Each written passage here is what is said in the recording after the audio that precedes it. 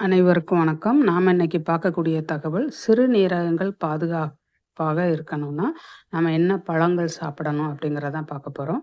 Apple அப்படிங்கிற பழத்தில வந்து sodium குறைவா இருக்கிறதுனால, இது சிறுநீரகத்த பாதுகாக்க உதவுது. தர்பூசணியில வந்து ஊட்டச்சத்துக்கள் நிறைஞ்சிருக்கு.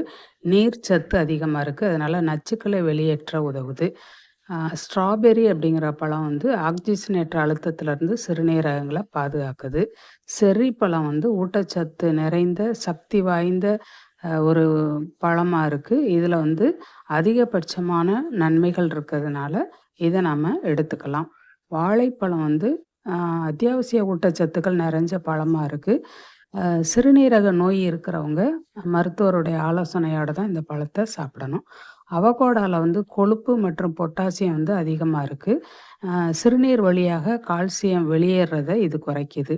எலும்பு வந்து அடர்த்தியா இருக்கிறதுக்கு, ஏதாவது எலும்பின் வந்து அடர்த்திய பாதுகாக்கிறதுக்கும், சிறுநீரகத்தில கற்கள் உருவாகாம தடுப்பதும் இந்த பழத்தோட வேலையா இருக்கு.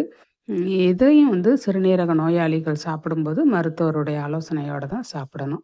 ஆ பப்பாளி வந்து சிறுநீரகத்தில இருக்கக்கூடிய ஒட்டுமொத்த செயல்பாட்டிற்கும் பக்கபலமா இருக்கு. அதனால இத பச்சையாகவோ அல்லது சாலட்ல சேர்த்தோ நம்ம சாப்பிடலாம். ஆரஞ்சு பழம் வந்து ம் சிறுநீர்ல இருக்கக்கூடிய சிட்ரிகேட்டினுடைய அளவ அதிகரிச்சு அமிலத்தன்மையை குறைக்கிறதுனால, இதுவும் நம்ம சிறுநீரக கற்கள் உருவாகாம பாதுகாக்க பயன்படுது.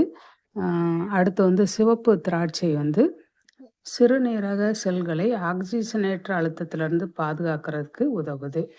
ஆம், அடுத்து நம்ம பார்க்குறது கிரான்பெர்ரி. இது வந்து சிறுநீர் பாதையில நோய் தொற்று ஏற்படக்கூடிய அபாயத்த குறைக்குது. அதனால இந்த பழத்த அப்படியேவும் சாப்பிடலாம், ஜூஸாவும் சாப்பிடலாம்.